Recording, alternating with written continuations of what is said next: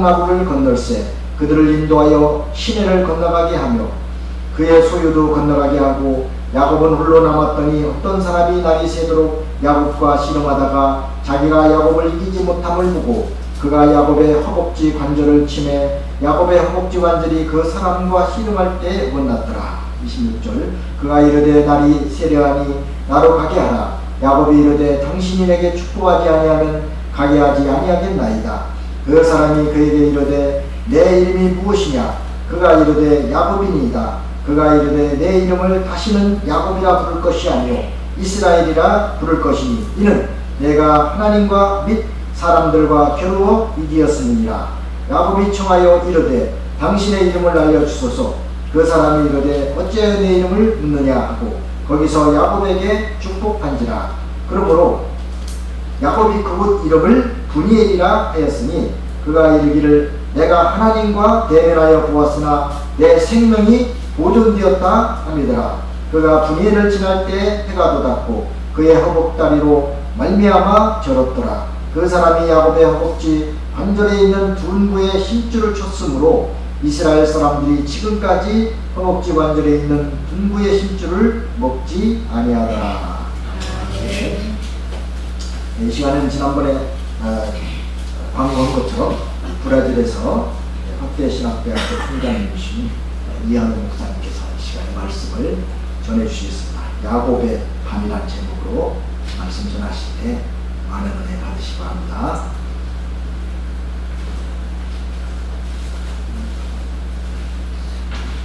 할렐루야. 네. 무척 반갑습니다.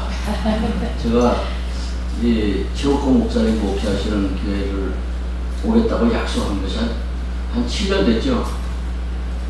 7년쯤 된 것 같아요. 그래서 7년 만에 이렇게 약속을 지키게 돼서 너무 하나님께 감사를 드립니다. 특별히 오늘은 최 목사님 귓속말로 설교를 좀 길게 해달라고. 저는 원래 설교 25분 이내에 다 끝냅니다. 근데 가능한 한 길게 하려고 노력을 한번 해보겠습니다. 그리고 오늘 주어에 이렇게 실린 걸 보니까 조금 잘못된 것이 있는데, 브라질은 2억 3천만 명의 인구를 가지고 있고 약 200종의 인종이 살고 있습니다. 그래서 가면은 인종 전시장이라고 볼 수가 있어요.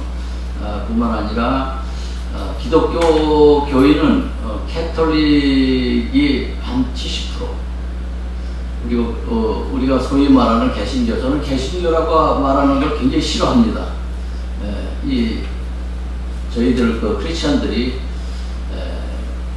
한 20%까지 올라갔었는데 코로나로 인해서 그냥 급격하게 떨어져 내려갔어요. 그래서 지금은 아마 15%가 정확한 통계일 겁니다. 네, 나머지는 한 20% 내지 30%는 20% 이상은 후속 종교, 그 다음에 기타들의 종교를 갖고 있고 무종교인 사람들도 많습니다. 근데 이 브라질 사람들은 종교심이 강해가지고 캐톨릭 성당 앞을 이렇게 지나가면 그냥 지나가지는 못해요. 그래서 꼭 뭐를 이렇게 점을 찍고서 이러고서 꼭 가고 그래요. 버스 타고 가면서도 찍고 걸어가면서 찍고 그렇게 하는 사람들이 브라질 사람들입니다. 오늘은 야곱의 밤이라고 하는 제목으로 여러분과 은혜를 나누기를 원하는데, 이 야곱이라는 사람은 도대체 어떤 사람일까? 브라질에서는 자꼬 이렇게 발음을 합니다. 자꼬. 이 야곱은 리브가의 이삭의 쌍둥이 아들로 태어났습니다. 물론 이제 다 아시다시피 형은 에서, 브라질에서는 에사우 이렇게 얘기합니다. 에서. 그리고 동생이 야곱인데 둘째 아들로 태어났어요. 이 사람이 뱃속에서부터 굉장히 서도 다툼을 한 모양이에요. 그래서 이 발을 잡고서 나왔다. 그렇게 얘기하겠습니다. 이 발꿈치를 잡고 나왔다라는 의미에서 야곱이라는 이름을 지었다고 합니다. 어머니 리브가의 사랑을 독차지했어요. 원래 막내 아들은 그 누구야 어머니가 막내 아들을 이렇게 그래요? 어머니가 사랑한다고 그러는데 이 어머니의 사랑을 아주 독차지했었지만은 이상하게도 이 야곱은 그의 삶에 많은 시련을 겪은 사람입니다. 그러나 그는 약복강가에서 이스라엘이라는 이름으로 계명을 받게 됩니다. 뿐만 아니라 레아, 실과, 라헬, 빌하 등의 부인에 의해서 이스라엘의 12지파의 족장을 낳게 되는 그런 복도 받습니다. 그러나 이 야곱은 인간이 가질 수 있는 모든 단점을 소유한 사람입니다. 아, 이렇게 세상에 나쁜 놈이 있을 수가 있습니까? 교만하고 이기주의고 또 실수가 많고 교활하고 모순덩어리고 위선자고 가증한 이 야곱, 그 야곱의 생애는 욕심이 많은 잠벌이 대왕의 그런 그 삶을 살았습니다. 그런데 중요한 것은 그가 크리스찬이었다는 사실이에요. 여호와 하나님을 섬겼다는 사실이에요. 성경에 나오는 인물 중에 가장 파란만장한 삶과 가장 많은 고통과 고난의 삶을 살았던, 그리고 얼룩진 삶을 살았던 이 야곱은 자신의 허물과 죄로 인한 고난과 고통의 삶을 살았지만은 이 고난의 통로, 고통의 통로를 통과하면서 야곱은 조금씩 성화되어 갔습니다. 야곱은 77살에 그 형을 속입니다. 이게 장자의 복을 그때 당시에는 이 장자의 복이 대단했었습니다. 그래서 우리 한국에도 말이죠, 장자한테 유산이 많이 가잖아요. 마찬가지입니다. 그래서 형을 속인 대가로 형의 서리뻘 같은 거, 형의 얼굴을 피해서 하란 땅으로, 외삼촌이 있는 하란 땅으로 도망을 갑니다. 그리고 20년 동안 외삼촌과 살면서 외삼촌을 속여먹고 또 외삼촌에게 이상하게 그 핏줄은 같은 핏줄인가 봐요. 그래서 외삼촌에게 속임을 당하고 하면서 20년을 살았지만 속임수의 대왕 이 야곱을 못 당하는 모양이에요. 그래서 야곱은 큰 부자가 됐습니다. 20년 후에 외삼촌 라반을 헤어지는 속임수를 써가지고 말이죠. 헤어짐을 마지막으로 속인 야곱은 가나안으로 이제 귀향길에 오릅니다. 또 130살에 흉년을 맞이해서 다시 이 애굽 땅으로 이주를 하고 147살에 그 삶을 마치는 것이 그 야곱의 삶입니다.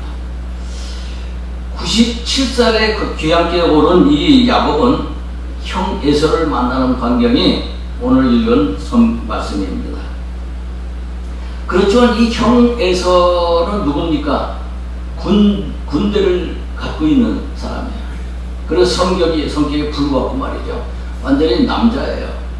저놈의 자식이 말이야, 나를 그렇게 속여먹고 20년 동안을 말이야, 나한테 연락 한 번 안 하고 잘못했다 소리 한 번도 안 하면 내 손에 죽었어. 그러고서 아마 그랬을 겁니다. 그는 에서는 세일 땅 에돔이라는 데서 살았어요. 그 에돔이라는 데는 북다라는 뜻인데, 그 사해의 동편 쪽에 보면 전부 다 이렇게 구리광산이 있어요. 그쪽에서 살았습니다. 형 에서를 만나는데 그 만나는 광경이 참 교활해요. 얼마나 교활한지 말이죠. 이게 그냥 만나가지고 내가 죽겠거든. 그러니까 자기가 갖고 있는 재산을 이렇게 나눕니다. 반을 나눠가지고 에서한테 보내는데 그것도 다 보내는 것이 아니에요. 찔끔찔끔 보내요. 세상에 교활해도 이런 교활이 어디 있습니까? 그런데 에서는 벌써 400명의 군대를 가지고 이놈 잡으러 오는 거예요. 이놈이 누굽니까? 야곱입니다.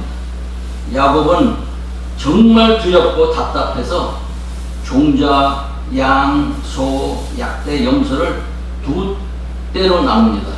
이 두 대로 나눠가지고 야곱이 에서가 한 대를 치면은 나는 도망가는 거야. 그래서 시간을 버는 거예요. 이쪽을 치면은 또 이쪽이 도망가는 거예요. 이런 식으로 머리를 썼어요. 얍삽한 그 전략가 야곱은 그 에서의 공격에 대한 방어 작전을 하면서 최소한도 2분의 1, 반은 건진다. 내가 이 반만 건지면 평생을 먹고 사는데 문제가 없어. 아마 이런 생각을 했겠죠. 그런데 그렇게 하면서도 안심할 수가 없어가지고 그의 마음속은 아직도 두려움과 당황함과 이런 마음으로 조급해집니다. 급해마저는 이 야곱은 이제 하나님의 약속을 붙들고 화를 면케 해달라고 기도합니다. 이렇게 하나님께 기도한 후에도 그 밤을 그는 안절부절하면서 보내다가 그래도 안심할 수 없어서 또 예물을 보냅니다. 암염소 200마리, 수염소 20마리, 암양 20마리, 200마리, 수양 20마리, 약대 30마리, 약대 새끼 30마리, 암소 40, 황소 10마리, 암나귀 20마리, 나귀 새끼 10마리, 토탈 530마리의 그거를 보내는데 그것도 찔끔찔끔 보냅니다. 그러면서 형에서는 주, 나는 종 이렇게 표현을 하라고 이렇게 가르쳐줍니다. 수수가 뛰어난 야곱은 선물을 공세로 형의 마음을 누그러뜨리려고 합니다. 제가 한국을 나간 지 벌써 53년이 돼서 이 혀가 이렇게 비뚤릴 때가 있어요. 꼬부러질 때가 있어요. 양해하면서 들으시기 바랍니다. 그러던 이 야곱은 밤에 안절부절, 그 오줌 마려운 강아지 같이 말이죠. 안절부절을 못하는 거예요. 네? 급기야 그는 또 다른 묘수를 생각합니다. 남은 소가 뭐 이런 것들을 전부 다 강을 건너게. 어디 있습니까 지금? 약복강가에 있어요. 전부 다 건너게 하고 또 한 번 자기의 아내와 자식들까지를 건너게 해요. 그러고서 그 야곱은 그 배수의 진을 칩니다. 나만 살면 돼. 아내고 뭐고 관계없어. 자식이고 나만. 야, 이런 세상에 이렇게 나쁜 놈이 있습니까? 난 이렇게 나쁜 놈은 보다 처음 해.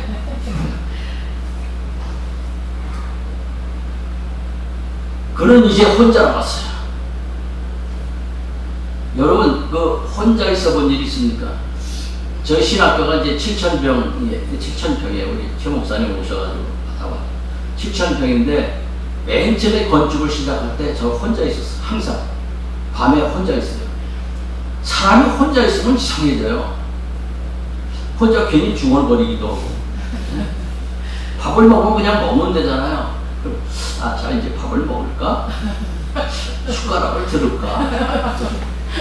이 젓가락은 또 왜 이렇게 놔뒀지? 똑바로 안 놓고?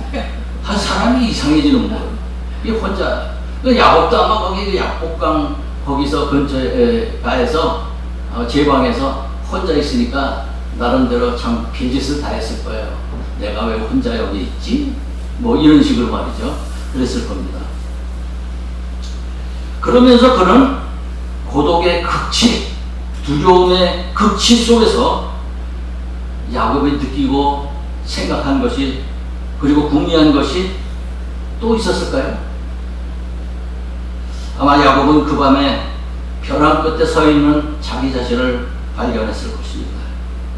전 재산과 전 가족까지 담보지 잡힌 야곱은 더 이상 나는 움츠고 뛸 수 없는 그런 지경에 있구나 하는 그 자신을 비관을 하고 있었을지도 모릅니다. 그런데 이 밤에 아주 중요한 말씀이에요. 그런데 이 밤에 야곱을 찾아오신 하나님을 만나게 됩니다. 야곱을 찾아오신 하나님. 그리고 지금 닥치고 있는 모든 문제를 해결받는 거예요. 여러분, 하나님을 만나기만 하면 해결해요. 하나님을 만나면 해결해요. 아무리 어려운 것. 여러분, 우리가는 항상 기적 이렇게 얘기하죠. 하나님 입장에서는 그게 기적이 아니에요. 보통이지. 네. 하나님, 우리 인간의 입장에는 전부 다 기적이에요. 매 순간. 근데 하나님의 입장에서 볼 때는 하나도 기적인 게 없어요. 왜? 하나님은 온 우주를 창조하신 분이기 때문입니다. 도대체 그 밤은 어떠한 밤이었기에 하나님을 만나는 밤이 되고, 그리고 문제를 해결받는 밤이었을까요? 그리고 그를 찾아오신 하나님을 통해서 이 야곱은 어떠한 은총을 입었을까요? 오늘 말씀을 통해서 야곱의 밤이라는 이 밤을 분석해 보면서 우리에게 주시는 신령한 은혜가 있기를 원합니다. 그렇다고 하면 야곱의 밤은 어떤 밤이었을까요? 첫 번째는 야곱의 밤은 고독의 밤이었습니다. 고독의 밤.